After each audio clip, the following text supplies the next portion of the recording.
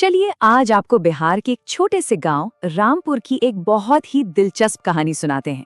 ये कहानी है सुमित्रा देवी के हाथ के बने अचार की, जिसका पारंपरिक स्वाद देखते ही देखते डिजिटल दुनिया में छा गया। आइए जानते हैं कि ये सब हुआ कैसे। अच्छा, जब ये आइडिया पहली बार सुमित्रा देवी के सामने रखा गया तो पता है उनका रिएक्शन क्या था? उन्होंने सीधे कहा, अरे कौन खरीदेगा मेरा अचार फोन पर। उनका ये सवाल ना उस वक्त की सच्चाई दिखाता है कि उनके लिए परंपरा और ये नई टेक्नोलॉजी के बीच की दूरी कितनी ज्यादा थी। लेकिन ये सिर्फ एक अचार बेचने की कहानी नहीं है। ये तो कहानी है कि कैसे एक गांव की सदियों पुरानी परंपरा एक डिजिटल ब्रांड में बदल गई। और ये एक ऐसी जबरदस्त मिसाल है जिसकी चिंगारी जलाई उनके पोते रोहन ने। तो ये सब शुरू कहाँ से हुआ? कहानी शुरू होती है जब रोहन शहर से अपनी पढ़ाई पूरी करके गांव वापस आता है। वहां आकर उसने एक ऐसी चीज नोटिस की जिसमें एक बड़ी समस्या भी छुपी थी और उससे भी बड़ा एक मौका। देखिए, एक तरफ थी गांव की सच्चाई, यहाँ पर इतने स्वादिष्ट, इतने असली उत्पाद बिचौलियों को कौड़ियों के दाम बेचे जा रहे थे। और दूसरी तरफ थे शहर, जहाँ लोग ऑर्गेनिक, हैंडमेड और एकदम असली चीजों के लिए तरस रहे थे और अच्छी कीमत देने को भी तैयार थे। बस रोहन ने इसी गैप को भरने का सोच लिया। अब मौका तो दिख गया था, पर सवाल ये था कि इसे हकीकत में कैसे बदला जाए। चलिए देखते हैं कि रोहन ने अपनी दादी के हाथ के अचार को रसोई से सीधे ग्राहकों के दरवाजे तक पहुंचाने के लिए क्या-क्या शुरुआती कदम उठाए। रोहन ने ई कॉमर्स का, कह सकते हैं, सबसे पहला और सबसे सुनहरा नियम अपनाया, जो दिखता है वो बिकता है। वो ये बात अच्छी तरह जानता था कि ऑनलाइन दुनिया में जहाँ कोई चीज़ को छू या चख नहीं सकता, वहाँ उसकी पैकेजिंग, उसकी प्रेजेंटेशन ही सब कुछ होती है। और शुरुआत देखिए कितनी सिंपल और कम लागत वाली थी। पहले तो शहर से अच्छी क्वालिटी के कांच के जार मंगवाए, फिर कैनवा जैसे फ्री ऐप पर एक सुंदर सा लेबल डिजाइन किया, और फिर गाँव के खेतों की उस खूबसूरत नेचुरल लाइट में प्रोडक्ट की शानदार तस्वीरें खींची।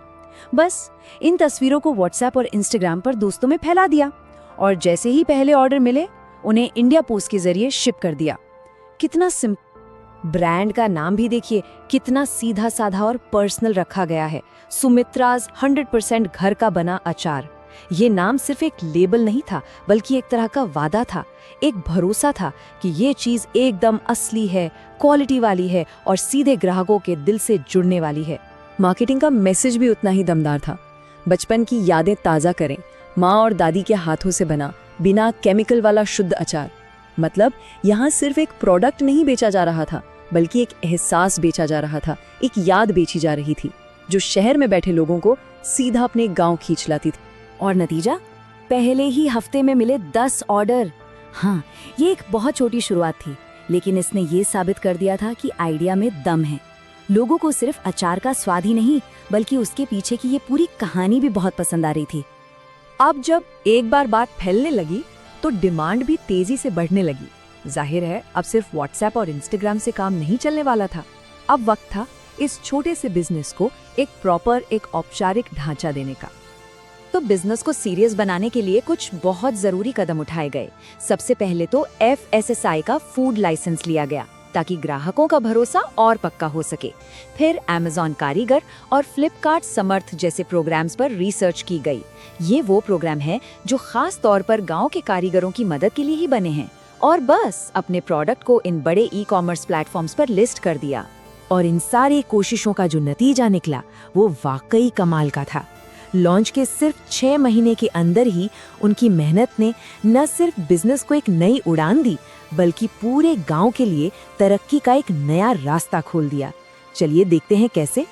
सोचिए, सिर्फ 6 महीने के अंदर रामपुर गांव का वो सुमित्रा अचार मुंबई, दिल्ली और बैंगलोर जैसे बड़े बड़े शहरों में पहुंच रहा था।